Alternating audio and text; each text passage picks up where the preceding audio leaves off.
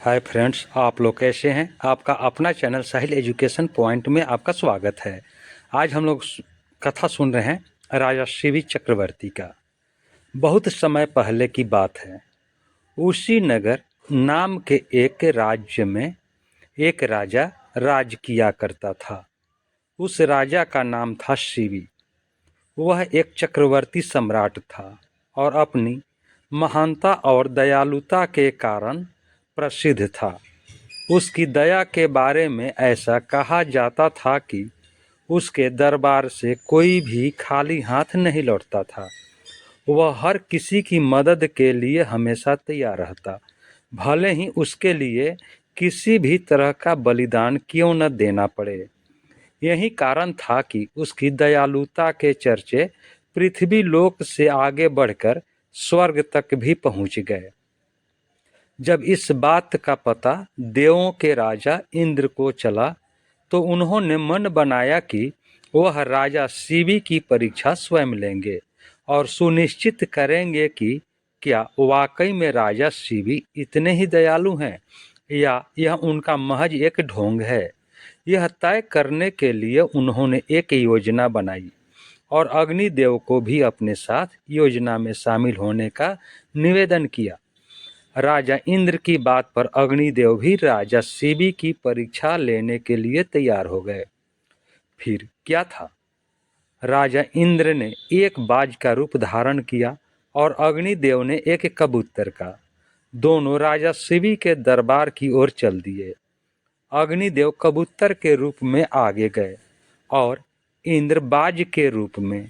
इस प्रकार उनके पीछे चले कि मानो एक बाज कबूतर का शिकार करने के लिए ही उसके पीछे उड़ रहा हो। थोड़ी ही देर में अग्निदेव कबूतर के रूप में राजा शिवी के दरबार में पहुंचे और राजा शिवी की जांघ पर बैठ गए। उन्होंने राजा से कहा कि एक बाज उसका शिकार करने के लिए पीछे आ रहा है, वह उसकी जान बचा लें। कबूतर की यह बात सुनकर राजा ने कहा, बिल्कुल भी चिंता न करो, मेरे होते हुए वह बाज तुम्हारा कुछ भी नहीं बिगाड़ पाएगा। मैं तुम्हारी रक्षा करने का वचन देता हूँ। राजा के वचन देते ही बाज के रूप में इंद्रदेव भी शिवी के दरबार में पहुंच गए। उन्होंने राजा शिवी से कहा कि वह कबूतर मेरा शिकार है, उसे मारकर वह अपनी और अपने बच्चों की भूख मिटाएगा। बाज की बात पर राजा ने कहा, मैंने इस कबूतर को वचन दिया है कि मैं उसके प्राणों की रक्षा करूंगा, इसलिए मैं इसे तुम्हें नहीं दे सकता। राजा की यह बात सुनकर बाज बोला, अगर आप मुझे नहीं देंगे तो मैं और मेरे बच्चे भोजन के अभाव में भूखे रह जाएंगे, इसलिए इसे तो आपको देना ही होगा। बाज की यह बात सुन राजा शिवी थोड़ी देर सोच में पड़ गए और कुछ विचार करने लगे। कुछ देर विचार करने के बाद राजा शिवी ने बाज से कहा, अगर मैं तुम्हें इस कबूतर के वजन के बराबर मांस दे दूं तो तुम्हारी और तुम्हारे बच्चों की भूख मिट जाएगी। ऐसे में इस कबूतर के प्राण भी बच जाएंगे और मेरा वचन भी बना रहेगा। राजा की इस बात पर बाज के रूप में आए इंद्रदेव राजी हो गए, लेकिन उन्होंने राजा के सामने एक शर्त रख दी। बाज ने कहा, महाराज मैं तैयार हूं, लेकिन आपको कबूतर के वजन का मांस अपने शरीर से देना होगा। बाज की यह बात सुनकर राजा ने सोचा कि कबूतर का वजन कितना होगा। अगर मैं अपने शरीर से ही इसके वजन के बराबर मांस दे देता हूं तो इस कबूतर की जान बच जाएगी।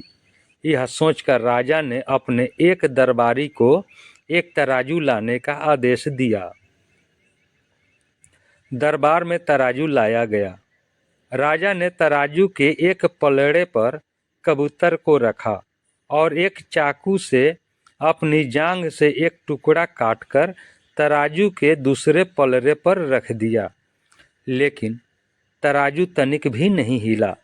यह देखकर राजा ने एक और टुकड़ा काटकर तराजू पर रखा।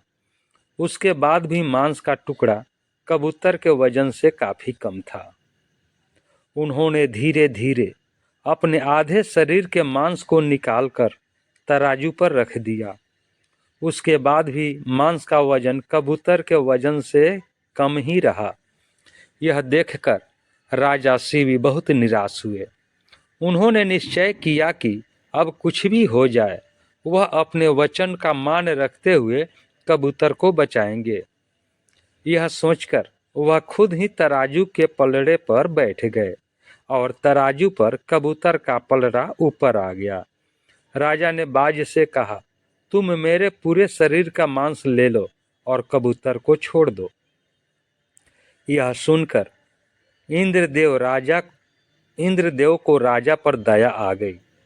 इंद्र और अग्निदेव अपने असली रूप में आए और कहा, राजा शिवी, हम आपकी परीक्षा लेने आए थे और आप इस परीक्षा में सफल रहे। आप वाकई में बहुत ही दयालु और परोपकारी हैं। इस पृथ्वी पर आपकी बराबरी दूसरा और कोई नहीं कर सकता। इतना कहते हुए दोनों देव वहां से गायब हो गए। शिवी चक्रवर्ती की कहानी से सीख। शिवी चक्रवर्ती की कहानी से सीख मिलती है कि इंसान को किसी भी हाल में दया और परोपकार का साथ नहीं छोड़ना चाहिए, क्योंकि जिसमें दया और परोपकार वास करता है, भगवान भी उसकी सदैव उसकी मदद के लिए तैयार रहते हैं। दोस्तों, यह कहानी आपको कैसी लगी? कहानी को लाइक करें, शेयर करें। चैनल पर नए हैं तो चैनल को सब्सक्राइब कर लें, बेल आइकन का बटन दबा दें, जिससे कि जो भी वीडियो हम अपलोड करें सबसे पहले आप तक पहुंच सके। अब हम लोग अगले वीडियो में मिलेंगे, तब तक के लिए जय हिंद, जय भारत।